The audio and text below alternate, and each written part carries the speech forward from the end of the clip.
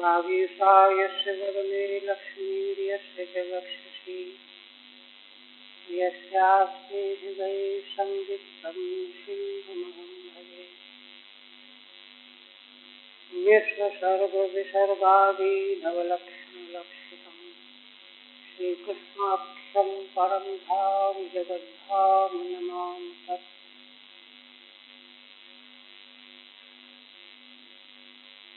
परम आदरणीय यति वृंद, भक्त वृंद एवं श्रोत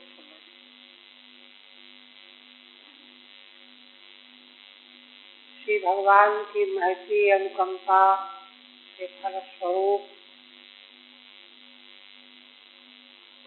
हम लोग श्रीमद् भागवत का अवगाहन कर रहे हैं या रसास्वादन कर रहे हैं। दशम स्कंध के उत्तरार्ध के 85वें अध्याय में भगवान की मंगलमयी लीला का वर्णन चल रहा है। इस अध्याय में श्रीधर स्वामी ने उपक्रम में बताया कि भगवान अनुग्रह पूर्वक पिता वसुदेव जी को तत्व ज्ञान कराए और माँ देवकी की मृत पुत्रों को ला करके उनको संतुष्ट करेंगे, तृप्त करेंगे। दो प्रकार का। अब देखिए, यहाँ तो ऐसा लग रहा है कि वसुदेव जी भगवान श्री कृष्ण बलराम उनके पास चरणों की वंदना करने के लिए आए थे, किंतु ऋषियों के संग से उनको यह बात भाषित हो गई, ये मेरे पुत्र नहीं, ये तो साक्षात परमेश्वर परमात्मा। इतना ज्ञान तो उनको ऋषियों से हो ही गया। अब भगवान कौन सा ज्ञान देंगे हैं, इसको यहाँ देखना और समझना है। इतना ज्ञान जिनमें स्वयं प्रकाशित है, पुण्य के प्रभाव से, धर्माचरण के प्रभाव से, उनको भी भगवान के द्वारा ज्ञान प्राप्त होना है।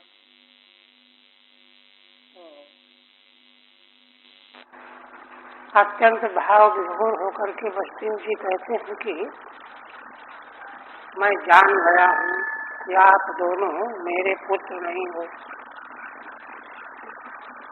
आप तो प्रधान और पुरुष जो संसार के कार्य के रूप में व्यक्त हो रहे हैं, वह भी आप हो, और इन दोनों से परे नियामक तत्व भी आप हो। कार्य कारण भी आप हो और कार्य कारणातीत तत्व भी आप हो। और इसको उन्होंने भली भांति स्पष्ट किया। स्पष्ट करते करते प्रश्न आया कि जगत तो तमाम कारकों से बनता है, हम दो ही व्यक्ति कैसे जगत के कर्ता धर्ता हो जाएंगे? प्रधान पुरुष कह रहे हो।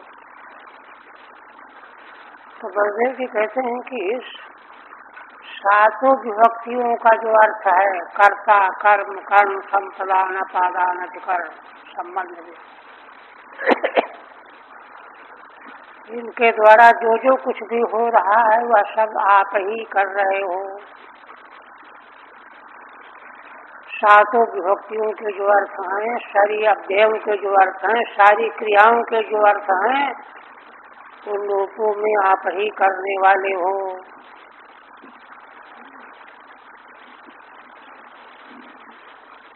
और प्राण आदि को तो कहते प्रत्यक्ष में तो प्राण आदि का कर्तव्य दिखाई देता है, इंद्रियों का। आँख देखती है, कान सुनता है, आदि आदि। तो कहते हैं कि ये तो अचेतन जड़ हैं, इनमें सारी प्रकाशन शक्ति सामर्थ्य भगवान के द्वारा प्राप्त हुई है। इसलिए परमार्थतः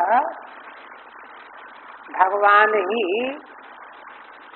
इस संसार को रचने वाले और प्रविष्ट होकर के भरण पोषण करने वाले, अनुभव करने वाले भगवान ही हैं। 7वें तक हुआ था। इसी क्रम में वसुदेव जी आगे बात बढ़ाते हुए कहते हैं कि यद्यपि संसार में जो क्रियाकारक कारक क्रिया के रूप में जो शक्तियां हैं विभिन्न प्रकार के, नाना प्रकार के हैं, तो कहते हैं नाना प्रकार की नहीं है, उन सबों के भीतर आपकी ही शक्ति काम कर रही है। मूल शक्ति तो भगवान ही हैं। जैसे देखिए बिजली की शक्ति मूल एक होती है, उसी शक्ति से पंखा चलता है, हवा मिलती है, पानी ठंडा भी होता है, हीटर उससे पानी गर्म भी होता है।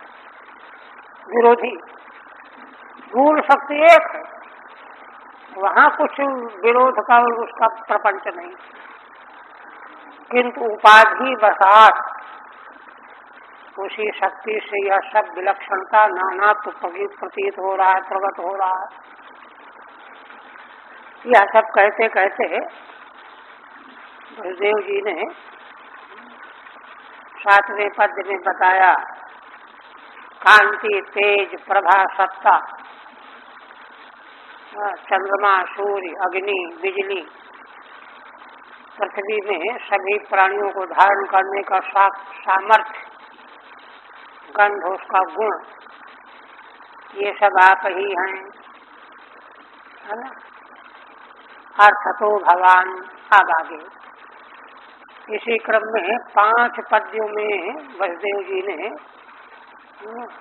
तत्त नाना जगत प्रपंच के भीतर भगवान की शक्ति ही अर्थतः दृष्टिगोचर हो रही है, यही बात कह रहे हैं।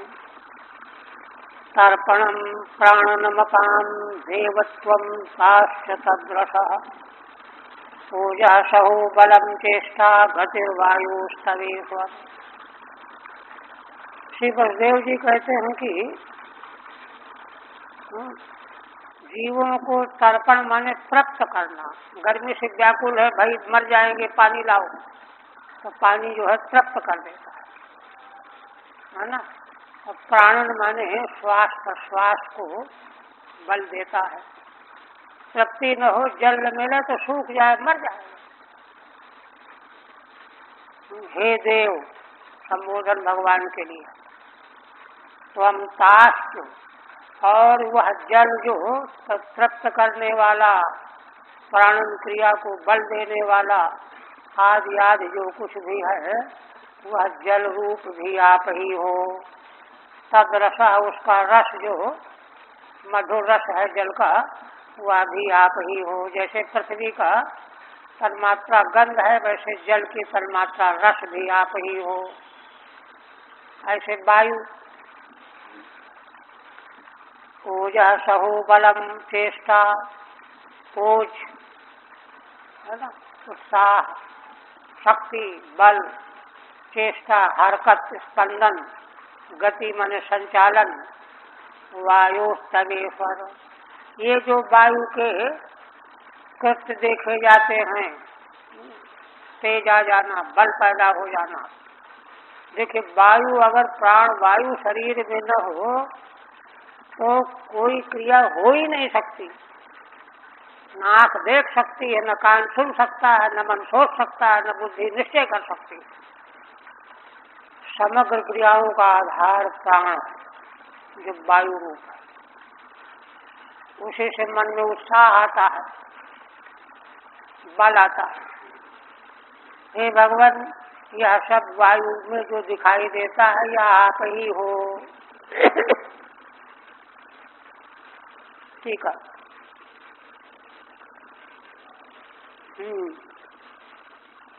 कहाँ से है? किंच हे देव अपाम तर्पणम तृप्तिजनकत्वम, जल जो प्राणियों को तृप्त कर देता है, तर कर देता है, जीवन हेतुत्वम, और जीवन बने रहने का हेतु बन जाता है। पानी न मिले तो मर ही जाएगा जीव। और ता आपस, और वे जो जल हैं वे आप शब्द संस्कृत भाषा में नित्य बहुवचनांत है और स्त्रीलिंग है, इसलिए बहुवचन है। तासाम रसस्य, और उन जलों का रस भी आप ही हो, त्वमेव। इसी प्रकार से हे भगवान, किंच वायो ओजः सह आदित्यवैव शक्ति, वायु में जो ओज, उत्साह, बल आदि क्रियाकलाप दृष्टिगोचर हो रहे हैं, वह शक्ति आपकी ही है। फिर कहते हैं दिशाम त्वमवकाशोषि, दिशा खम स्फोट आश्रय, नादो वर्णस्त्वमोंकार आकृति नाम पृथक कृति। श्री बसदेव जी कहते हैं कि दिशाम त्वम अवकाशोषि, देखिए पूरब पश्चिम उत्तर दक्षिण 4, नैऋत्य वायव्य ईशान 4, 8, पूर्व और आधा 10 दिशाएं। अब 10 दिशाएं जो हैं, है ना, आकाश में ही तो कल्पित है। आकाश में ही सूर्य जिधर से उदय होता है पूरब कहते हैं, जिधर अस्त होता है पश्चिम कहते हैं। तो आकाश को विभाजन करने वाली ये उपाधियां हैं दिशाएं। तो बसदेव जी कहते हैं दिशाओं को अवकाश देने वाले आकाश रूप आप ही। दिशा और है क्या? आकाश ही तो है। तो दिशाम तम अवकाशोषि, है ना, दिशा खम स्फोट आश्रय, ऐसे दिशा भी आप ही हो और 10 दिशाओं को अवकाश देने वाले भी आप ही हो। कोई जगह हो तब तो उसको पूरब नाम कहेंगे, पश्चिम कहेंगे, उत्तर कहेंगे, दक्षिण कहेंगे। तो वह जो भी आकाश के भीतर की जगह वो भी आप ही हो और वह दिशा भी आप ही हो। फिर देखिए भूमि की तन्मात्रा गंध भगवान को बताया, जल की तन्मात्रा रस को भगवान को बताया, ऐसे आकाश की तन्मात्रा शब्द है, तो उसकी तन्मात्रा भी आप ही हो, है ना। खम माने आकाश भी आप ही हो और आकाश की तन्मात्रा शब्द भी आप ही हो। स्फोट शब्द के द्वारा शब्द कहा जाता है। देखिए स्फोट शब्द असल में वैयाकरणों का है। एक बार बनारस में शास्त्रार्थ हुआ तो वहाँ तो भिन्न भिन्न प्रकार के शास्त्रज्ञ लोग हैं। तो कहा अरे व्याकरण कोई दर्शन है, दर्शन तो वेदांत है, ये है वो है। तो वैयाकरण जो बड़े कुशल होते हैं ना, तो कहा कि देखो व्याकरण दर्शन आदिम दर्शन है। हमारे महाराज कहा करते थे कि वेदांत दर्शन का जो मौलिक स्वरूप अद्वैतवाद है उसका खंडन सारे दर्शन करते हैं। नास्तिक दर्शन तो करते ही हैं, आस्तिक दर्शन भी खंडन करते हैं। न्याय, वैशेषिक, सांख्य, योग, मीमांसा सब खंडन करते हैं। क्योंकि महाराज विश्वविद्यालय महाराज के भाषण की बात है, किंतु व्याकरण दर्शन ही एकमात्र वेदांत दर्शन की उत्पत्ति बताता है। कहते व्याकरण का ज्ञान नहीं होने से वेदांत दर्शन समझ में नहीं आता। जो समझ नहीं आएगा तो खंडन करने लगेगा, अरे ये नहीं हो सकता। ये महाराज का कहना। तो स्पोर्ट्स की कल्पना लोग कहते हैं कि वैयाकरणों की है। क्योंकि भागवतकार यहाँ भी देखिए कह रहे हैं 12वें स्कंद में तो स्पष्ट शृणोति या इमं स्फोटम श्रोत्रे शब्दे च शब्द दृक्, ये 12वें स्कंद का पद्य है, भागवत का मूल है। तो इस तरह से जो स्थापित है जो शब्द के रूप में, उसको कपोल कल्पित कहना साहस करना है। तो यहाँ कहते हैं स्फोट माने असल में शब्द 4 प्रकार, तो विषयांतर बहुत विस्तृत है। 4 प्रकार के शब्द दार्शनिक जगत में मान्य है। उनकी अपनी अपनी मान्यता अलग अलग है। न्याय वैशेषिक दर्शन का अलग मान्यता है, वो ध्वनि को शब्द मानते हैं, और मीमांसकों की अलग मान्यता है, वो शक्ति के आश्रय को शब्द कहते हैं। ऐसे योगियों की अलग मान्यता है, सांख्यों की अलग मान्यता है। किंतु तांत्रिकों की अलग अलग मान्यताएं। किंतु तांत्रिकों ने व्याकरण दर्शन के सिद्धांतों को अपनाया है।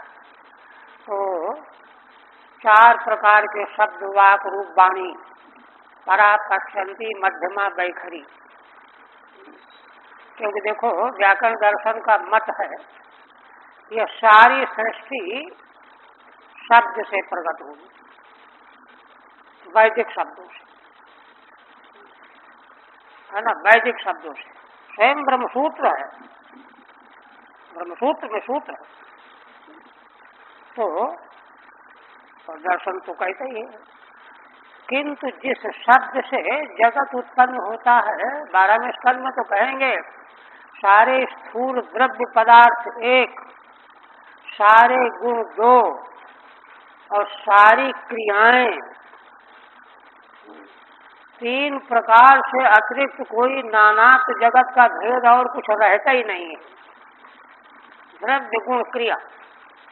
बृहदारण्यक के प्रथम अध्याय में, षष्ठ ब्राह्मण में समग्र विश्व प्रपंच का एक सार बताया गया है। क्या बताया गया है? ये सारा विश्व ब्रह्मांड प्रपंच, जिसकी कोई सीमा का आकलन कोई कर ही नहीं सकता, अचिंत्य रचना खंडता स्तर के योजये, वह समग्र विश्व ब्रह्मांड में 3 तरह के तत्व भरे हुए, द्रव्य, गुण, क्रिया, है ना। द्रव्य, गुण, क्रिया और दूसरा अध्यात्म, अद्वैत, अद्भुत। 3 के अलावा और कुछ भी नहीं है यहाँ। और तीनों की उत्पत्ति, द्रव्य की, गुण की, क्रिया की, तीनों की उत्पत्ति का आधार शब्द है। ये 12वें स्कंद में श्रीमद्भागवत में ये वहाँ कहा गया। तो किंतु जिस शब्द के द्वारा ये तीनों प्रकार का जगत प्रकट होता है, उस शब्द का स्वरूप क्या है, उसको यहाँ पर कहते हैं आकाश की तन्मात्रा है ना। शब्द तन्मात्रा आकाश की, जैसे भूमि की तन्मात्रा जल की, वायु की, वैसे आकाश की तन्मात्रा शब्द है।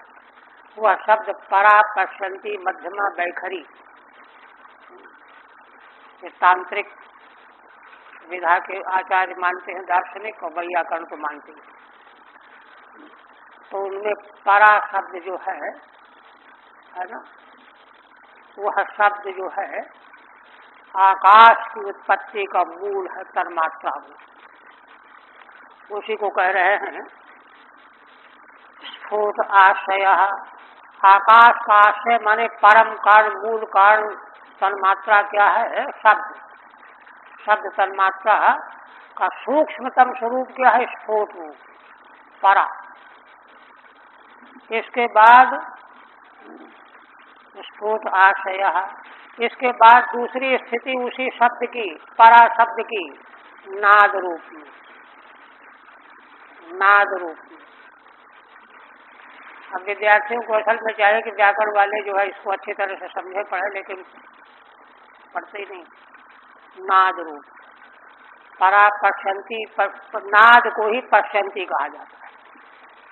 पश्यंती नाम उसका क्यों पड़ा? पश्यंती नाम इसलिए पड़ा कि मूल जो परा है उसका वह दृश्य बना, परा किसी का दृश्य नहीं है। हाँ, योगियों के लिए भी मनाही है, परा का दर्शन योगी को भी नहीं हो सकता। वो तो आत्मा है, आत्मा को आत्मा का दर्शन थोड़ा होता है। पश्यंती उसी को नाद रूप कहा है। और इसके बाद वर्णस्तोंकार, ओंकार तीसरा, ये क्या है? मध्यमा। मध्यमा की स्फूर्ति परा पश्यंती, मध्यमा जो है मानस शब्द है, मानस मन रूप है, संकल्प विकल्पात्मक जो मन है। और इसके बाद चौथा है बैखरी, परा पश्यंती मध्यमा बैखरी। तो उसी को आगे कहते हैं आकृति नाम पृथक करती ही, परा स्फोट नाद पश्यंती ओंकार मध्यमा, इसके बाद बैखरी। बैखरी वाग जो है ध्वनि रूप जो है, जो वाणी से उच्चारण किया जाता है, कान से श्रवण किया जाता है, वह ध्वनि रूप है ना। अब उसमें क्या हुआ कि उसका पृथक्करण हुआ। ध्वनियाँ तो बहुत है ना, बहुत ध्वनियों का मेल मिला करके पद बनाए गए। जैसे घट शब्द बनाने के लिए घा आ टा आ विसर्ग, गौ बनाने के लिए गा औकार विसर्ग, ऐसे। तो बैखरी ध्वनि चौथी जो वाणी है उसमें वर्णों का प्राकट्य है, और वर्णों का प्राकट्य हो करके उन्हीं वर्णों से पद बनते हैं, है ना। वाक्य में कई पद मिला करके वाक्य बनाया जाता है, और वाक्य के द्वारा ही बोलचाल व्यवहार चलता है ना। तो उसी को कहते हैं आकृति नाम पृथक करते ही। ये जो बैखरी वाणी की जो आकृतियां हैं, का खा गा घा आ ई उ री रे, ये आकृतियां हैं, इनकी पृथक करती, इन्हीं को मिला मिला करके घाट पाट मठ, है ना, चलना फिरना सोना जागना, ये सब शब्द बनाएगा। शब्दों को जोड़ करके वाक्य बनाएगा। बैखरी वाक पूरी तब तो हुई, पृथक करते पृथक कर्ण हो गया। ठीक है। दिशाम उपाधिकृताकाश प्रदेशानाम आकाशो दिशस्यत्वम्। श्रीधर स्वामी कहते हैं कि वसुदेव जी ने बताया कि दिशाओं, है ना, दिशाओं की उपाधि, दिशाम उपाधिकृताकाश प्रदेशानाम, आकाश के प्रदेश विशेष को पूरब कहते हैं, प्रदेश विशेष को पश्चिम उत्तर दक्षिण आग्नेय नैऋत्य ईशान कोण, है ना। वो आकाश के अलावा है क्या? आकाश को ही तत्त दिशा नाम देते हैं। आकाश दिशा, दिशा का नाम का कारण उपाधि है ना। वह अवकाश और दिशा आप हो, माने उपाधि और उपाधि को लेकर के जो दिशाओं का नामकरण है, भेद है, वह भी आप ही हो। खम सामान्याकाशा, इसके बाद जिस आकाश में 10 दिशाएं बनती हैं वह आकाश क्या है? सामान्याकाश माने महाकाश, पूरा आकाश, वह भी भगवान ही हैं। सामान्याकाश तदाश्रय, उन सबका आश्रय है 10 दिशाओं का। इसके बाद आकाश का मूल क्या है, कारण क्या है? तन्मात्रा शब्द। तो शब्द की सूक्ष्मता को बता रहे हैं। स्फोटस्य, स्फोट से शब्द प्रकट होता है। शब्द तन्मात्रम, वह शब्द तन्मात्रा, स्फोट रूप शब्द तन्मात्रा परावाणी। आगे दे रहे परावस्था ही वाग इत्यर्थ। वाणी की परावस्था का नाम है ना, स्फोट वाक, परावाक। तांत्रिक कहते परावांगमूल चक्रस्था, है ना। पश्यंती हृदय स्थिता, है ना। और मध्यगा स्थिता तीसरी। बैखरी तो कंठगा, कंठ में आने पर वही बैखरी हो जाती, चौथी कोटि। नादः पश्यन्ति, नाद दूसरी, बाघ का दूसरा भेद है, परा के बाद पश्यन्ति। वो परा का दृश्य बन जाती है, इसलिए पश्यन्ति कही जाती है। परया दृश्यते या सा पश्यन्ति, पश्य माने देखना। और तीसरा ओंकारो मध्यमा, ओंकार मध्यम है, बीच का।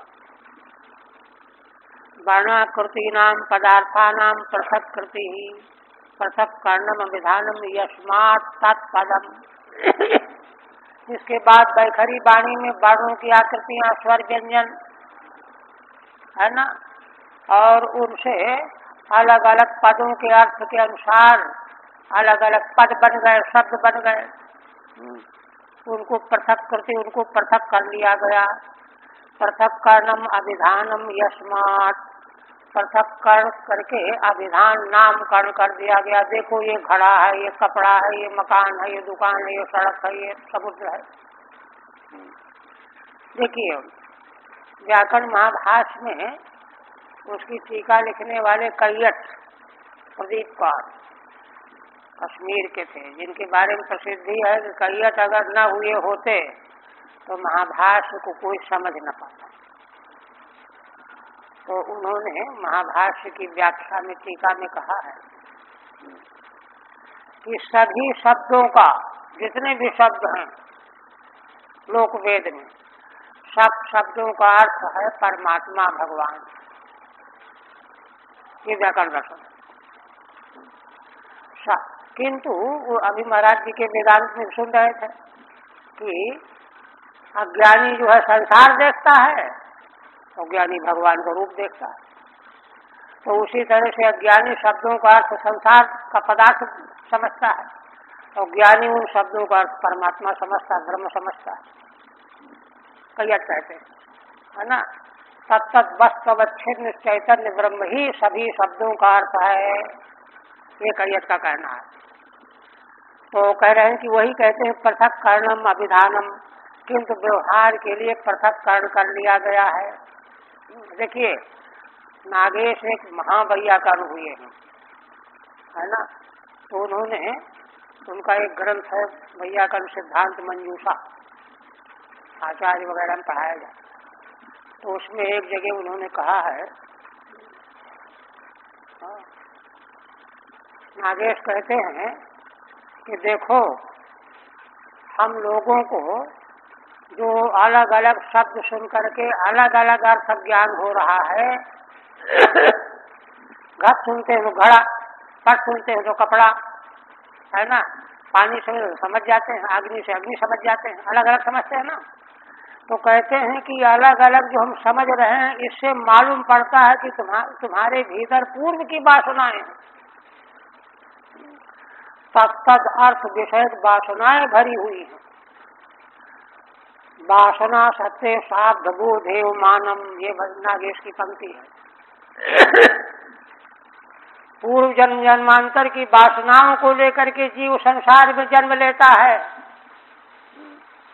इसको वेदांत दर्शन प्रत्यक्ष समझा रहा है कि पूर्व की वासनाएं, कोई कहे नहीं नहीं हमको कोई वासना नहीं, कोई इच्छा नहीं थी। कहते हैं कि अगर वासना न होती ना तो तुमको सब शब्दों से केवल मात्र ब्रह्मार्थ की प्रतीति होती। तुम जो अलग अलग शब्दों का अलग अलग अर्थ तुमको ग्रहण हो रहा है, इससे सिद्ध होता है कि तुम्हारे भीतर वासना है। शास्त्र का रहस्य है ये। वासना सत्य साध बुद्धेव मानम, साध बोध ही प्रमाण है। चैतन्य महाप्रभु ने जब पाठशाला छोड़ दी, अब बहुत समय के बाद वहाँ आए, उनके चरित्र के वर्णन में आया तो विद्यार्थी तो उनसे इतना प्रेम करते थे कि उनका हृदय विद्यार्थियों को तो वो तो भगवान समझते थे। दौड़ करके आए, चरणों में गिर पड़े, रोने लगे विद्यार्थी, आप क्यों चले गए, हमको पढ़ाते क्यों नहीं। तो उन्होंने कहा कि बेटा अब मैं क्या पढ़ाऊं, सभी धातुओं का अर्थ श्री कृष्ण है, सारे प्रातिपदिकों का अर्थ श्री कृष्ण है, कोई भी शब्द ऐसा नहीं है जिसका श्री कृष्ण के अलावा कुछ और हो। इसलिए अब मैं पढ़ाने लायक नहीं रहा। ये उत्तर दिया उन्होंने। तो जब तक शब्दों से अलग अलग अर्थ बोध होता रहेगा, इस अलग अलग बोध के मिटाने का रास्ता ये निर्वासनिक हो, वासनाओं को निर्मूल करना है। अब वासनाओं की निर्मूलता तब आएगी जब भगवान के चरणों में प्रीति पराकाष्ठा की प्राप्त हो जाएगी, नहीं तो वासना निर्मूल होने वाली नहीं है। मुक्तों को उपनिषद भगवान हनुमान जी से कहते हैं कि वत्स हनुमान, करोड़ों जन्मों का अभ्यास संसार का बना हुआ है, खाने पीने का, देखने सुनने का बना हुआ है, करोड़ों जन्मों का। इसलिए इसकी निवृत्ति थोड़े प्रयत्न से होने वाली नहीं है। जैसे जितना ज्यादा अभ्यास इसको याद करने में किया गया है, उतना ही अभ्यास इसको भुलाने का करना पड़ेगा।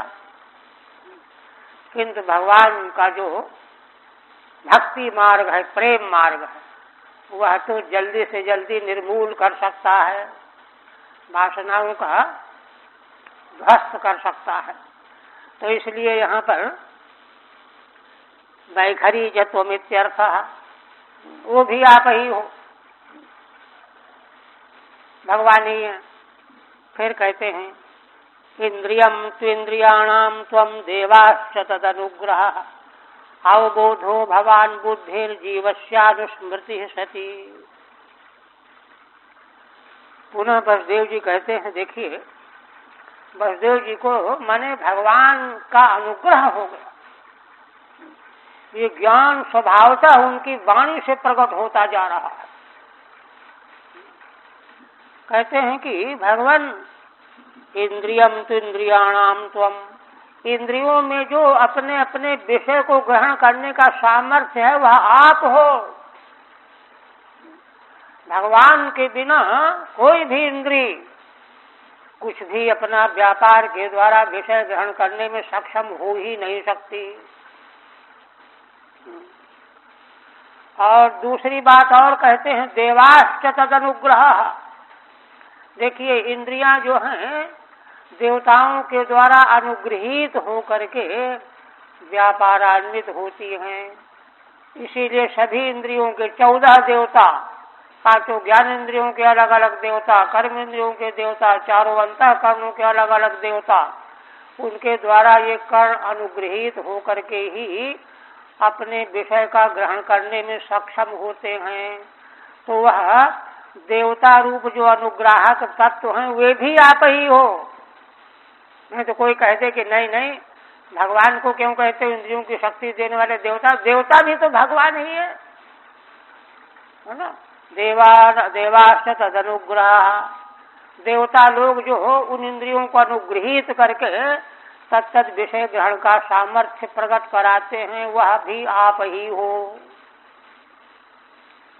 इसी तरह से अवबोधो भवान बुद्धे, बाहरी कारण का तो हो गया इंद्रिय कहने से, भीतरी कारण रह गए मन बुद्धि चित्त अहंकार। तो बलदेव जी कहते हैं अवबोध भवान बुद्धि, बुद्धि क्या करती है, ज्ञान करती है। अध्यवसायत्मिका बुद्धि का लक्षण है। बुद्धि जो है तलवार की तरह काट करके एक निश्चय कर देती है, निश्चयात्मिका बुद्धि। ये ठीक नहीं, ये ठीक नहीं, ये ठीक नहीं, ये ठीक। वस्तु पक्षपातो ही धीवाम स्वभाव, वह आप हो। बुद्धि को जो निश्चित अवबोध प्राप्त होता है वह आप हो। अवबोधो भवान बुद्धे और जीवस्यानुस्मृति सती। अब देखो है ना, असल में जीवात्मा जो है उसके ये साधन हैं, मन बुद्धि चित्त अहंकार उपकरण है। इनके द्वारा जीव जो है भोग प्राप्त करता है, उपलब्ध करता है, तब सक्षम हो जाता है। तो उसको देखो स्मृति बनी रहती है, कल वहाँ हमने ये देखा था, वहाँ ये देखा था, ये खाया था, वो खाया था। तो स्मृति जो जीव को बनी रहती है वह भी भगवान की कृपा का फल है, भगवान ही। जीवस्यानुस्मृति सती, जीव की जो अनुस्मृति, पुरानी स्मृति पहले की है ना, वह भी आप ही हो। ठीक है। इंद्रियाणाम माने इंद्रियम विषय प्रकाशन शक्ति ही। इंद्रियों में जो की इंद्रिया माने इंद्रियों में विषय प्रकाशन सामर्थ्य इंद्रिय कहा जाता है, वह शक्ति भगवान ही हैं। देवाश्च इंद्रियाधिष्ठाता रहा, देवता इंद्रियों के अधिष्ठाता हैं, वह भी भगवान ही हैं। तद अनुग्रह है ना, भगवान का अनुग्रह होता है तभी देवता लोग इंद्रियों को अनुग्रहित करके विषय ग्रहण का सामर्थ्य पैदा करते हैं। तेषाम अधिष्ठान शक्तिश्चत्वमिति, इसलिए इंद्रिय और देवताओं के है ना अधिष्ठान रूपा शक्ति आप हो। अवबोधो अध्यवसाय शक्ति, बुद्धि में जो निश्चयात्मिका करने की शक्ति है, निश्चय करने की, वह भी आप हो। अनुस्मृति माने प्रतिसंधान शक्ति है ना, पहले को याद कर लेता है, पिछले साल वहाँ गए तो वहाँ ये था, वहाँ ये था, हाँ बहुत दिनों का याद कर लेता है। प्रतिसंधान शक्ति ये भी भगवान ही हैं।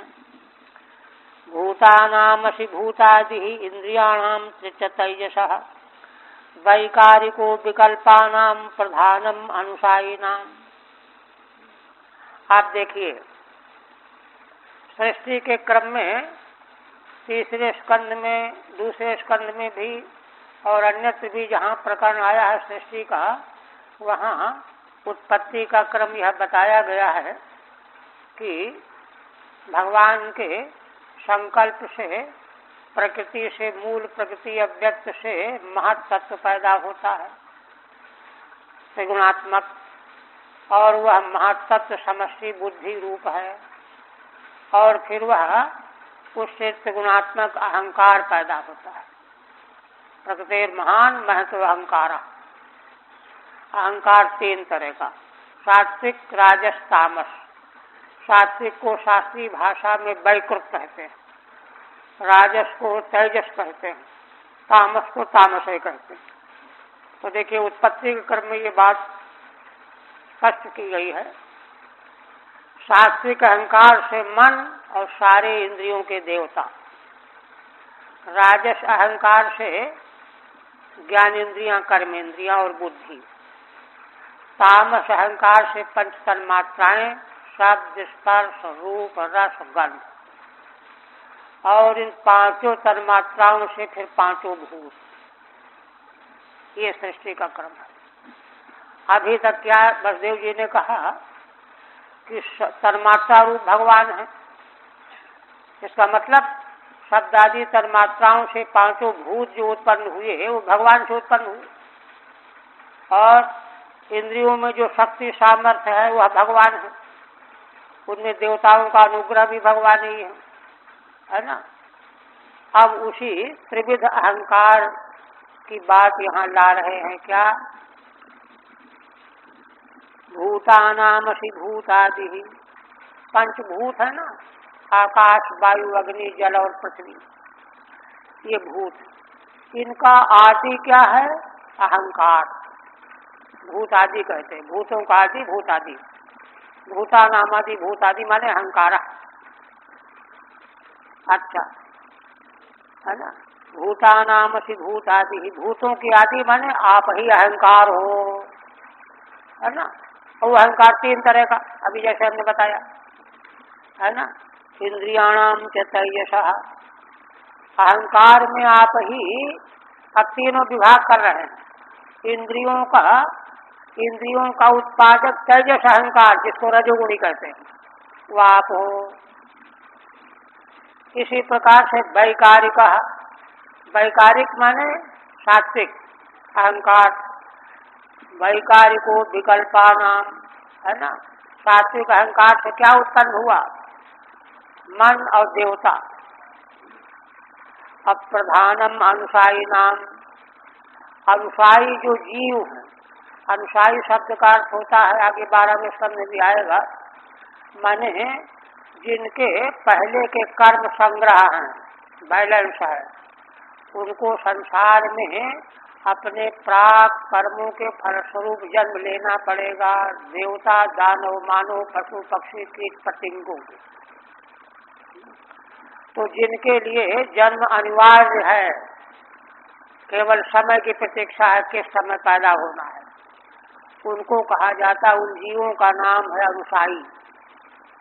अनुसाई माने हैं अभी बिस्तर में सोए पड़े हुए हैं, थोड़ी देर के बाद टहलने लगेंगे चारों ओर, पशु पक्षी कीड़ा मकोड़ा बन जाएंगे, जीव ही तो बन जाएंगे, तो अनुसाई नाम है ना। तो कहते हैं प्रधानम अनुसाई नाम, है ना। अनुसाई जीवों के का जो मूल तत्व क्या है, प्रधान माने मूल प्रकृति, वह भी आप ही हो। ठीक है। भूतानाम कारणम, भूत माने पंचभूतों के कारण जो भूत आदि अहंकार, तामसो अहंकार स्वमसी, पंचभूतों का कारण तामस अहंकार भी आप ही हो। इंद्रियाणाम कारणम तेजस, इंद्रियों का कारण तेजस अहंकार माने रजोगुणी अहंकार, वह भी आप ही हो त्वम। और अब वैकुंठ अहंकार विविधम अधिदैवाध्यात्मादि भूत भेदेन विकल्प्यन्ते विकल्पा, है ना। विविध प्रकार का आध्यात्म अधिदैव अधिभूत, ये विकल्पना को प्रकाशित करने वाला, है ना। ये देवता, इन रूपों में ये देवता होते, तेषाम कारणम वैकारिक, उनका कारण क्या है ना, विकल्पों का वैकारिक माने सात्विक अहंकार, वह भी आप ही हो। अनुसाई नाम माने जीवा नाम, जो अभी सोए पड़े हैं, ये पैदा हो जाएंगे, उन जीवों के संसार कारणम प्रधानम, संसार का कारण है प्रधान माने मूल प्रकृति, वह भी आप ही हो। अच्छा, आप और कहते हैं न सरेषु भावेषु, यही है ना, तदसि स्वमनस्वरम यथा द्रव्य विकारेषु द्रव्य मात्रम निरूपितम। आप देखिए बसदेव जी जब यह सब कहते आ रहे हैं, तो यहाँ एक प्रश्न खड़ा हो गया कि भैया आप ये क्या कह रहे हो, अगर यह सब जो कह रहे हो कि भगवान है, तो ये चीजें सब बदल रही है, इधर से उधर हो रही है, तो क्या भगवान भी बदल रहे हैं क्या?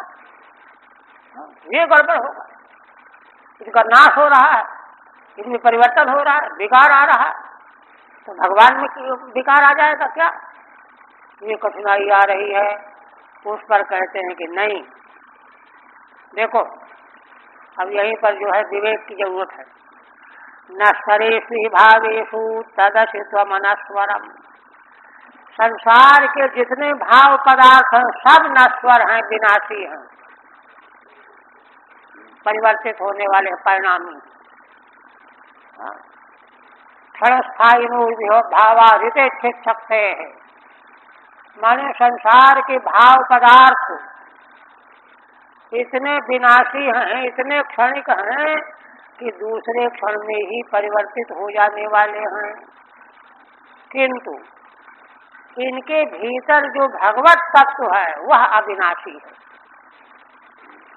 न सरेषु भावेषु तदसि स्वमनस्वरम, आप इन सब नश्वर भाव में आप अविनाशी रूप में रहने वाले हो।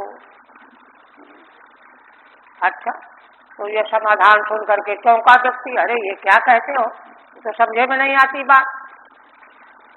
कहते समझो, यथा द्रव्य विकारेषु द्रव्य मात्रम निरूपितम, जैसे द्रव्य माने सोना मिट्टी पदार्थ है ना, देखो सोना से कुंडल बना दिया गया, जंजीर बना दी गई, अंगूठी बना दी गई, तो विकार जो बनाए गए तो विनाशी है, नश्वर है, बदल जाएंगे, लेकिन सोना वही रहेगा। इसी तरह से विकार जितना भी आकृति में हो रहा है वह बदल रही है, नश्वर है, बदलने वाली है, परिवर्तनशील है, किंतु द्रव्य मूल द्रव्य जो है वह तो वही रहेगा नष्ट होने पर भी। मिट्टी से बना घड़ा, हाँ, घड़ा तोड़ ताड़ करके नष्ट कर दिया गया, लेकिन मिट्टी थोड़ा नष्ट हो गई, मिट्टी तो वही है। इस तरह से भगवान इन नश्वर भाव पदार्थों में अविनाशी रूप से विद्यमान है। ये है, ठीक है। अपिच नश्वरेषु नाशशीलेषु, दूसरी बात और समझो कि नश्वर माने नाशशील है सारे संसार के पदार्थ। नाशशील, नाश उनका स्वभाव है। एतेषु भावेषु, है ना, यद अनस्वरम, किंतु उनके भीतर जो अनस्वर नष्ट न होने वाला तत्व है, अविनश अवशेष्यमाणम रूपम तत्वमसि, वह तुम हो। परिवर्तित होने वाला रूप तुम्हारा नहीं है, अनस्वर तत्व स्वरूप है।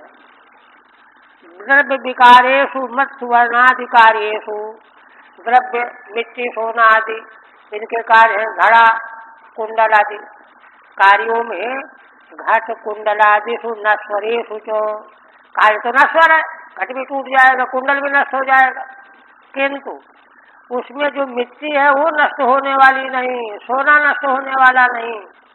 द्रव्य मात्रम मत स्वर्णादि मात्रम अनस्वरम यथा तद्वत्, जैसे नश्वर बने हुए पदार्थों में मिट्टी और सोना जो मूल द्रव्य है वह अविनाशी ही है, ऐसे भगवान सभी नश्वभूत पदार्थों में अविनाशी रूप से विद्यमान रहने वाले हैं।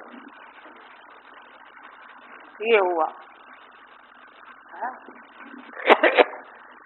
इसके बाद फिर कहते हैं कि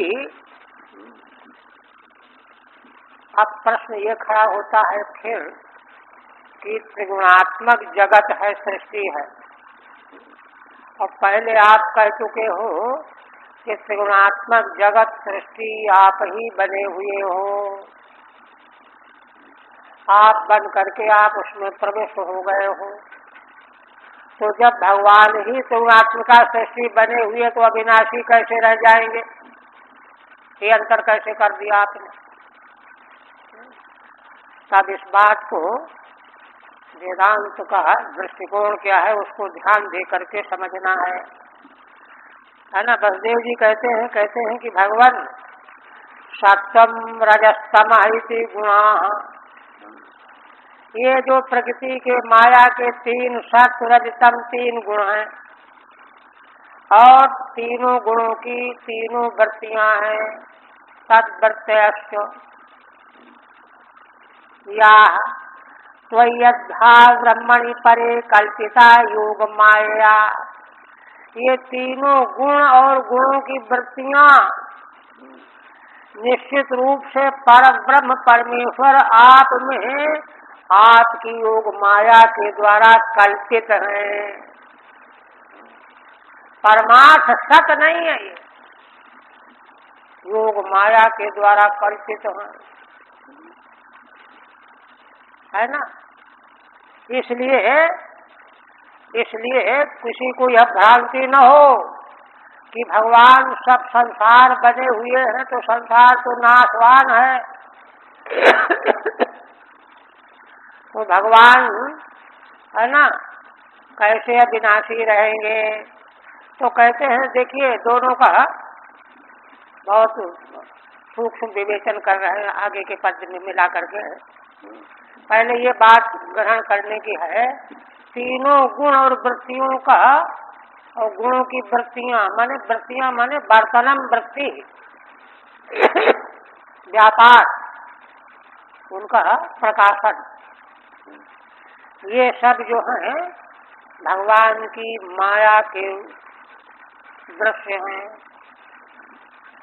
उनका जो मूल स्वरूप है तात्विक, वह तो परब्रह्म अविनाशी भगवान है।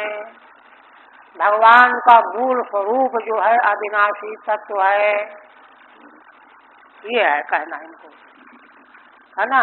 कल्पिता योग माया, आप देखिए टीका में है ना, ननु त्रिगुणात्मक कार्य रूपोपि त्वम, प्रश्न कर रहे हैं ना कि त्रिगुणात्मक कार्य रूप भी आप हो, ऐसा कह चुके हैं ना वसुदेव जी। इत्युक्तत्वात् कथम अनश्वरत्वम, फिर कहते हैं कि भगवान अविनाशी है। तत्रा कहते हैं देखो भगवान त्रिगुणात्मक कार्य रूप हैं, ऐसा क्यों कह दिया? जिस माया शक्ति का कार्य संसार है त्रिगुणात्मक और वृत्तियां, वह माया भगवान को छोड़ करके उसका अस्तित्व कोई है ही नहीं, तो कोई स्वतंत्र वस्तु तो है नहीं, वो तो भगवान की आत्मशक्ति है, उसके लिए आत्मशक्ति कहा, योग शक्ति, आत्मशक्ति, माया शक्ति। तो इसलिए वह द्वैत की प्रतीति जिन जीवों को हो रही है उनको भगवत दृष्टि की ओर ले जाने के लिए अब उनको जो दिख रहा है, अब जैसे देखिए रस्सी में सांप जो देख रहा है, बालक डर रहा है, घबरा रहा है, अरे बचाओ खा जाएगा, मर जाऊंगा, तो उसको बताना पड़ेगा ना, समझाना पड़ेगा कि नहीं नहीं देखो ये सांप जैसा दिख रहा है ऐसा है ना, देखो ये फल है, ये पूंछ है, ये है, वो है, ये कहाँ से आया समझो इसको। तो जो बालक को दिख रहा है, दिखने वाले की वस्तु को समझाना पड़ेगा। इसीलिए वेदांत शास्त्र का सिद्धांत है अध्यारोपापवादाभ्याम निष्प्रपंचम प्रपंचते। अध्यारोप और अपवाद के द्वारा निष्प्रपंच जो तत्व है ब्रह्म, उसका विस्तार से निरूपण किया गया है जीवों का उद्धार करने के लिए। तो इसलिए है ना, ठीक है कि भगवान जगत रूप हैं, किंतु किस तरह से हैं? भगवान की अपनी योग माया का विलास है वह। अब विलास देखोगे तो मोहित हो जाओगे, किंतु जब तत्व दृष्टि प्राप्त हो जाएगी तो मोहित होना बंद हो जाएगा। इसलिए कह रहे हैं सत्वमिति तद्वृत्तः तत्परिणामाश्च महदादय, तीनों गुण माया के प्रकृति के और उनके परिणाम महत्तत्व, अहंतत्व वगैरह। अद्धा साक्षात त्वयि परे, ये साक्षात आप परब्रह्म परमात्मा में कल्पित कल्पित तवानुगत, आपके अनुगत। अनुगत इसलिए कह रहे हैं कि जिस माया शक्ति के द्वारा ये विलसित हो रहे हैं उस माया शक्ति का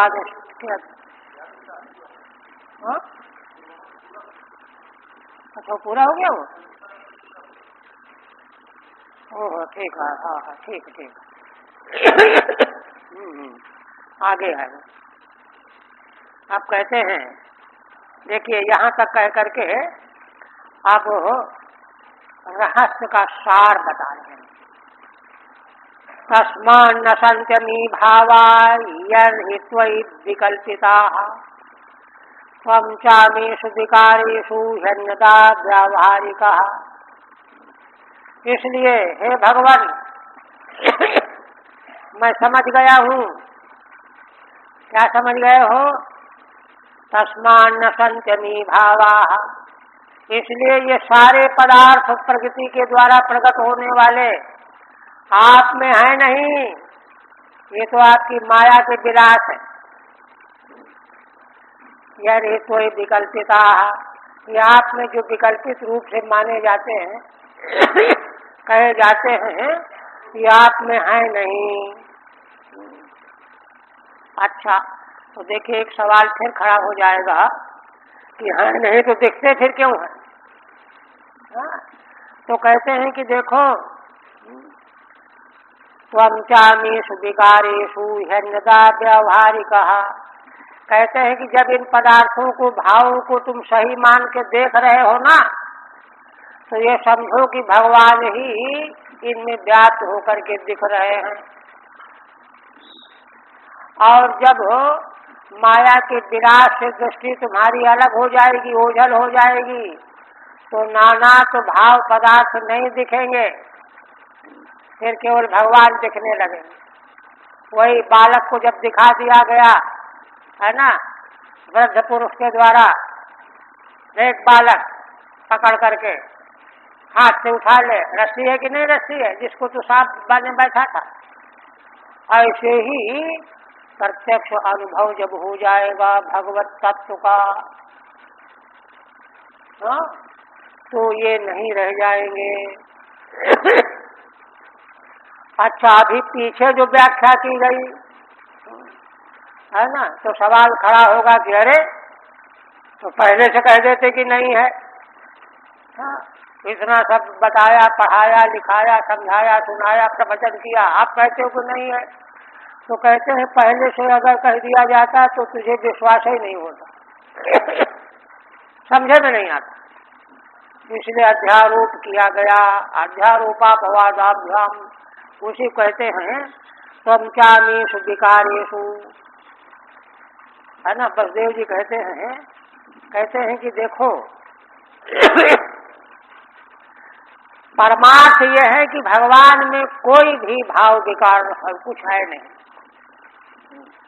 किंतु जिस समय तक हमको दिखते रहेंगे उस समय भगवान ही व्याप्त होकर के दिखते रहेंगे, पदार्थों के रूप में, वस्तु संसार के रूप में। ये दृष्टि जो है व्यवहारिक है, लोक व्यवहार की दृष्टि है, नदा व्यवहारिका, माने परमार्थ में ये है नहीं। और जिस समय तुमको दिख रहे हैं, समझ लो कि व्यवहारिक दृष्टि में दिख रहे हैं, तो व्यवहारिक दृष्टि में जिस समय देखो उस समय पर भी उनमें भगवान ही देखो। क्यों? क्योंकि माया, जिस माया का विलास है वह माया भगवान से अलग है ही नहीं। इसलिए पदार्थों से अभिन्न माया और माया से अभिन्न भगवान, तो दिखने पर भी भगवान और परमार्थ में नहीं रहने पर भी भगवान, ये वस्तु तत्व समझना है। देखिए ब्रह्मसूत्र में भाष्य में एक चिंतन किया गया है, ये अन्यत्र और कई जगहों पर आया है विषय कि भाई देखो, पूर्व पक्षी तो बहुत तरह से शंका करता है ना कि अरे भाई जो संसार हमको इंद्रियों से प्रत्यक्ष दिख रहा है इसको हम कैसे अमान्य करें कि नहीं है। कहते हैं कि तुम पागल, नहीं है। स्वप्न में देखते हो क्या क्या देखते हो, कुछ रहता है क्या? वैसे ही नहीं रहते हुए यह दिख रहा है, तो उसको लगा कि हाँ बात तो ठीक कहते हैं, बात तो ठीक कहते हैं, विश्वास हुआ। सब कहते हैं कि देखो परमाणु के संबंध में वेदांत की एक बहुत मूल्यवान दृष्टि है। मूल्यवान दृष्टि क्या है? इंद्रिय प्रत्यक्ष में संसार प्रत्यक्ष है ही, किंतु श्रौत प्रत्यक्ष जिस समय हो जाएगा, परमार्थ प्रत्यक्ष जब हो जाएगा, तो संसार तीनों काल में है ही नहीं। ये दोनों प्रमाण अलग अलग है। अभी तो महाराज जो है अपने प्रवचन में बार बार कहते हैं कि भाई ज्ञान का मतलब ये नहीं कि संसार नहीं रह जाएगा, दिखाई नहीं पड़ेगा कुछ, ऐसा नहीं है। ये सब रहेगा किंतु बाधित होकर के रहेगा। इसलिए परमाणु में परस्पर बाध्य बाधक भाव नहीं है। हाँ, अगर दोनों में है ना यथार्थ का निर्णय करने के लिए प्रश्न किया जाएगा तो वेद के आगे दूसरा कोई प्रमाण ठहर नहीं सकता। यह तो भामतीकार ने ब्रह्मसूत्र में खूब समारोह के साथ स्थापित कर दिया है। इसको मैंने है ना प्रबलतम न वेदांतात् प्रबलम प्रमाणम मानमीक्षते, वेदांत से प्रबल प्रमाण कोई दिखाई ही नहीं देता। इसलिए जो है वेदांत माने वेद प्रमाण को मान करके यथार्थ सत्य परमार्थ सत्य यही मानना पड़ेगा कि जगत का तीनों काल में अभाव है नहीं है। ये दृष्टि है, शुद्ध वेदांत है। देखिए अब टीका तस्मान न संति, इसलिए परमार्थ सत्य क्या है? कुछ नहीं है। ननु असताम कथम प्रतीति, तब सवाल किया कि अच्छा अगर है निर्दिष्टि प्रतीति क्यों होती है? अतः यदि कहते हैं कि देखो यदा विकल्पिता सदैव प्रतीति मात्रेण त्वयि सन्ति, जिस समय ये विकल्पित होते हैं कल्पना के विषय से प्रकट होते हैं उस समय पर भी भगवान में ही प्रतीत हो रहे हैं। प्रतीति के अधिष्ठान भी भगवान ही हैं। रज्जु में सर्प, सर्प कहाँ है? रज्जु में ही तो है। सर्वाधिष्ठान रज्जु जैसे सर्प का अधिष्ठान है, वैसे समग्र प्रतीतियों का अधिष्ठान भगवान है। तो व्यवहार काल में प्रतीति भी भगवान में ही हो रही, विकल्पित हो रहा है। तदैव प्रतीति मात्र त्वयि सन्ति अत्वम चामीषु तदैव, उसी समय जिस समय भगवान में ये पदार्थ दिखाई दे रहे हैं और भगवान उनमें है। क्यों? भगवान के बिना तो कुछ हो ही नहीं सकता।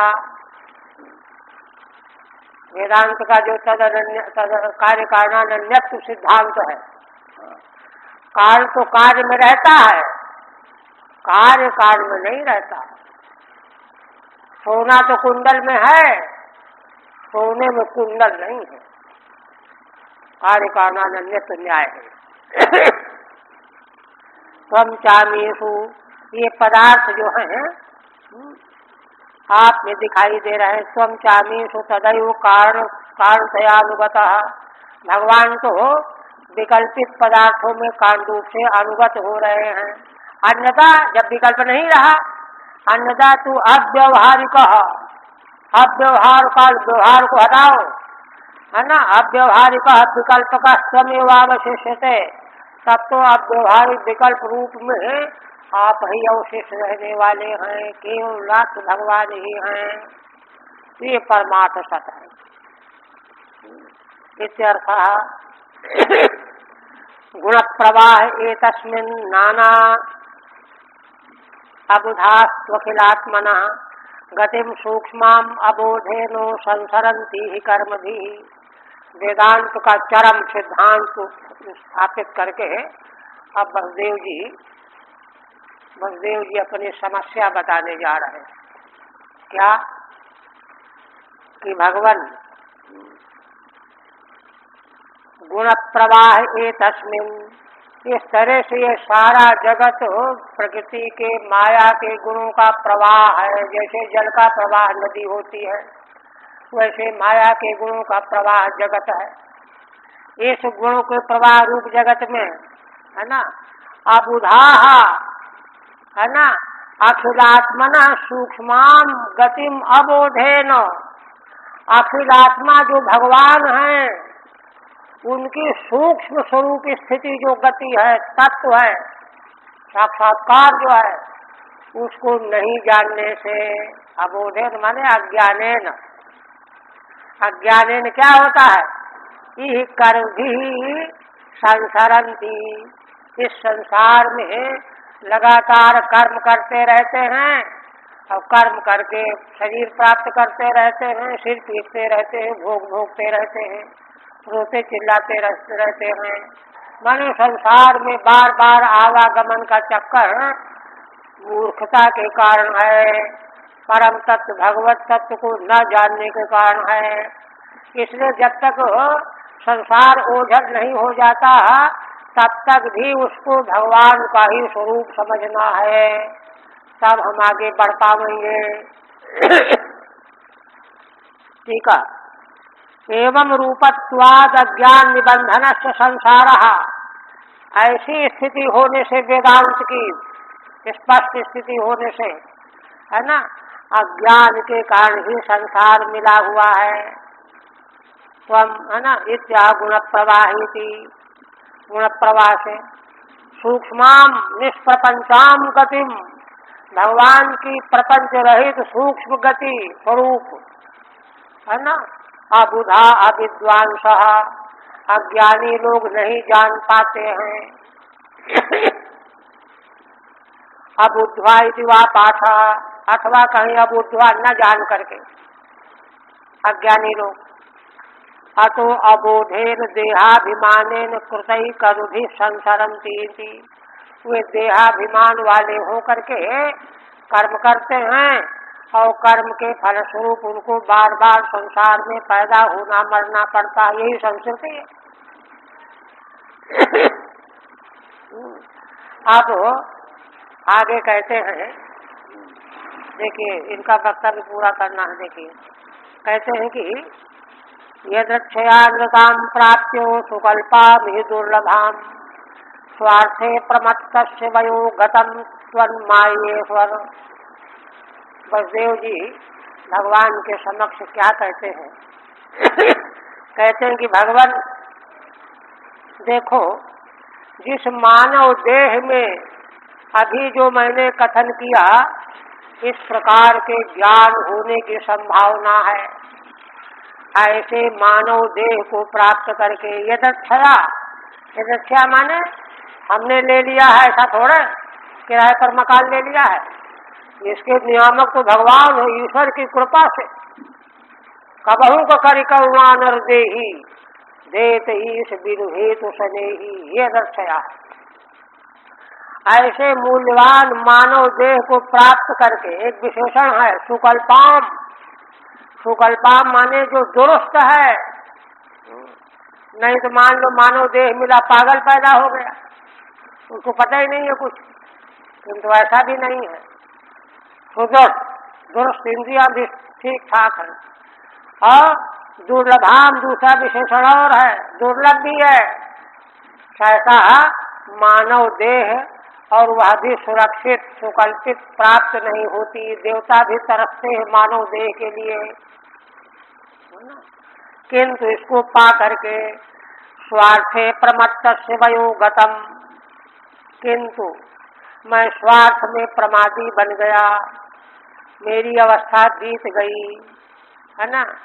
और क्यों बीत गई? त्वन्मायेश्वर, है ना।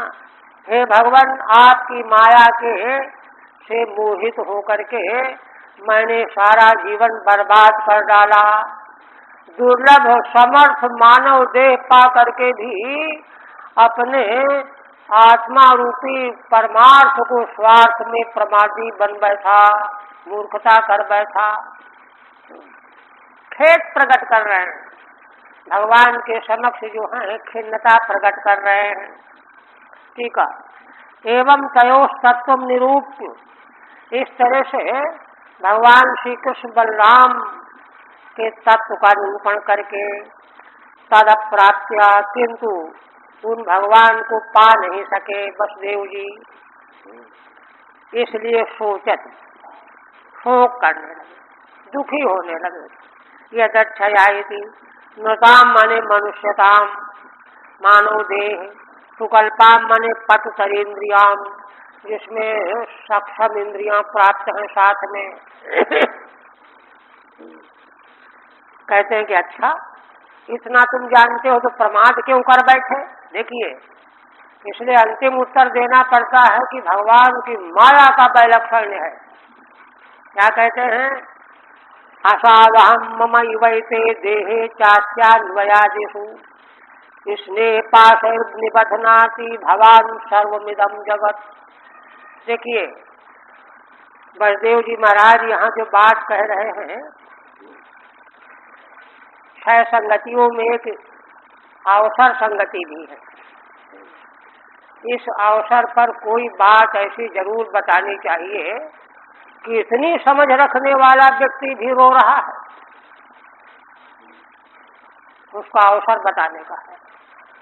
हेतुता अवसर तथा अवसर संगति है। क्या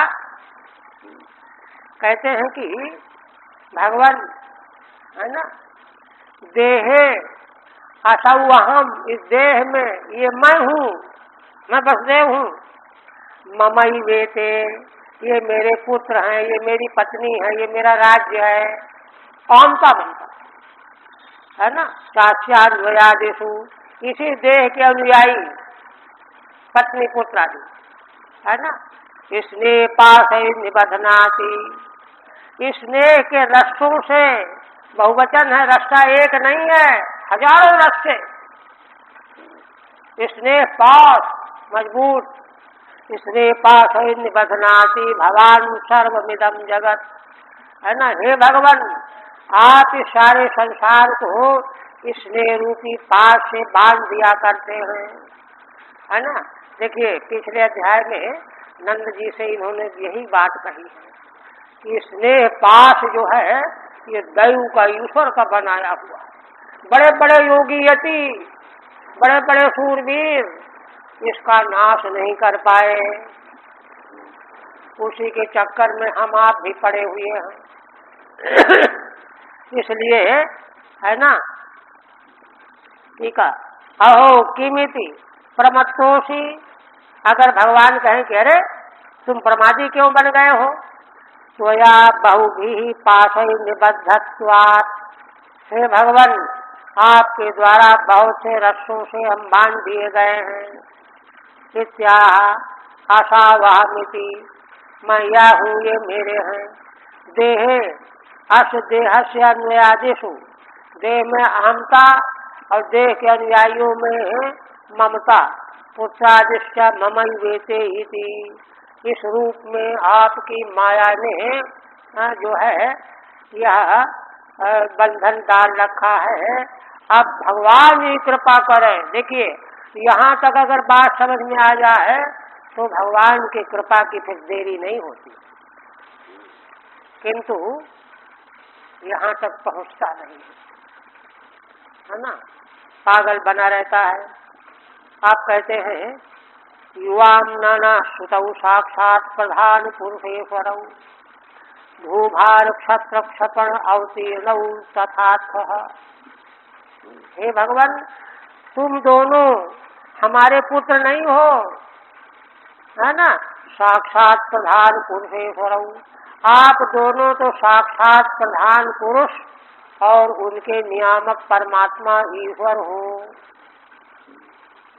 तो कहते ईश्वर होकर के हम ऐसे क्यों बन जाएंगे, तो कहते हैं भूभार क्षत्र क्षपण अवतीर्णो तथात्थ।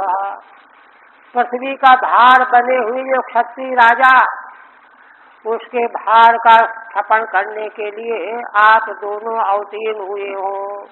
यह बात आपने ही बताई है मुझे। आप तो भगवान को लगा कि तो हमारा रहस्य जान गए पूरा।